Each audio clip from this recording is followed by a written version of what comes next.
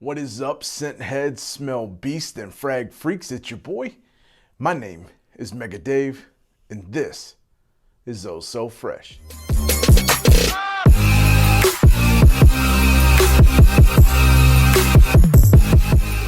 What is good, Fresh fam? For everybody returning, I want to say thank you so much. Really means a lot for you to be here and be a freshie. And if you are brand new, welcome. As I said before, my name is Mega Dave. This is my channel, Oh So Fraiche. I do reviews on fragrances that I absolutely love, and I hope that you love them too. If you would, give me a huge thumbs up. Really means a lot. Lets me know that you're checking out my content. Also, if you would, think about hitting that little bell icon down there. Blink. Flick it. Boing. Subscribe. Let you know when I upload new videos so you can see more weird things like this. I love communicating with everybody via YouTube and Facebook and Instagram. You guys can check me out on there as well. Oh So Fraiche, EAUSOFRAICHE. So you get your daily alphabet. So don't say you didn't learn anything today. Today we have a banger of a fragrance from Dua. Surprise, Mega Dave, the Dua champion. What do you know? Another Dua. This one is a brand new release. Very similar, or I think it was released the day after Midnight Rendezvous at Casino Royale. He actually had this fragrance before Tom Ford dropped it. Of course, this is an inspired expression of Tom Ford's Rose Prick, and it's none other than Dua's Rosas Thorn.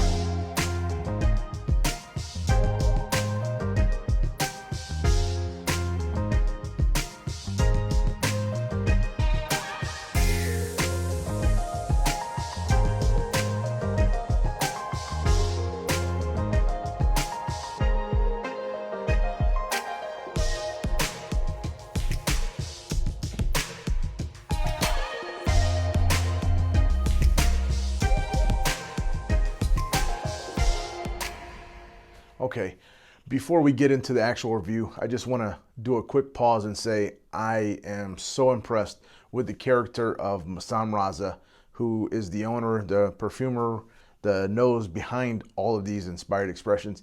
He let us know on the Dua Fragrance Lover group. For those that aren't on there, get on it because you're missing out.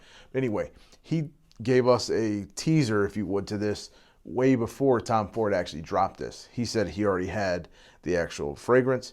He already had it bottled, labeled, showed us the label. And he could have chose to release this early had he been that type of person. But as I said, his character showed he waited until Tom Ford released it, which happened to be on last Sunday, and he dropped his. That just further solidified me being here at Dua. It meant a lot. It means that he's not just in this for the bucks, because he could have done this and he could have had a huge name for himself having a fragrance before Tom Ford actually even dropped theirs. So Massam, dude, salute to you. You're a real champion. You're the actual reason why I'm here, why I'm doing all this, why I'm putting all this effort into Dua is because of you. So hope you see this. Anyway, let's get on to the review. As I said in it before, this is Rosas Thorn, modeled after the brand new fragrance from Tom Ford, his private collection.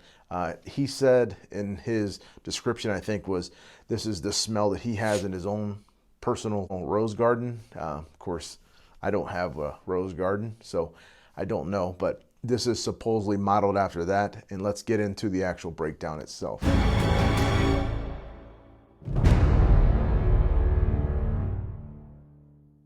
Okay, you guys seen the photo of the actual bottle? So here it is, top off, just like a convertible, bam. And we're going to put it on our little paper here. One spray way too close. So we're gonna give that a quick second to dry down.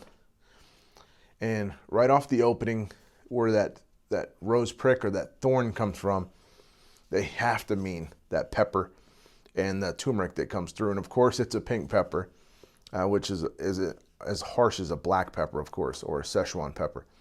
But the very first thing that you get is that turmeric and that black pepper. So it's kind of a piercing, spicy accord. Okay, and I actually don't like the very quick opening of it being that pepper, but I think that's what helps make this a unisex. So if it was all floral all the time, I think it would lean towards more feminine.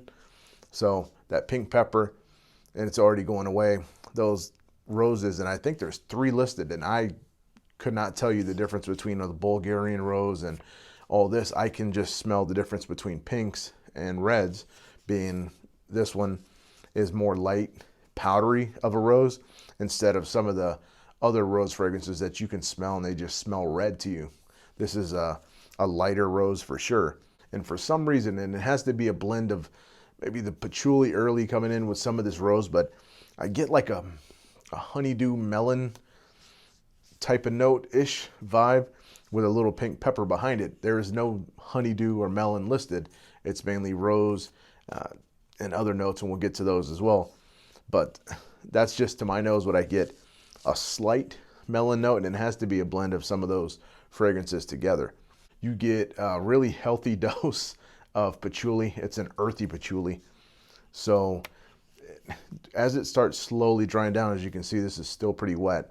And I've been wearing this so I can give you guys a full test.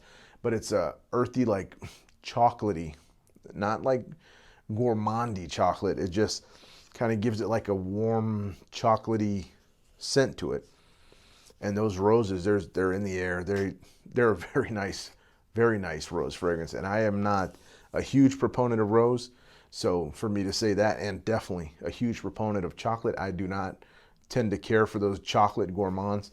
This just kind of rounds that out, and I think the blend of that patchouli with the rose and the pink pepper in the beginning with the turmeric kind of can sway this either or. I actually haven't given this to my wife yet to wear, but I think she would probably like this. You know, it's a gorgeous floral. The real star is while it's in the air, you're getting nice whiffs of this rose, and it's very high quality. And then as it dries down and you get into the base, that patchouli, which is a chocolatey vanilla, without being chocolate, it's not over chocolate, so I don't want to kind of sway you guys, but that patchouli is like a cacao, not quite sweet chocolate, if you know what I mean. But it kind of just rounds this out and makes it not so floral and feminine. And it is a very sweet skin scent as far as when it's on here. I actually have some here.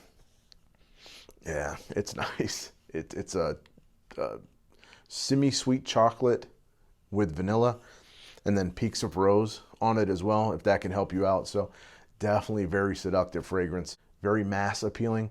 I saw some reviews on this, people loving it and hating it. Tom Fords usually go that way anyway. They're not for everybody. This one being the same, it's going to be very polarizing. And especially for men to wear this, I think you have to be confident.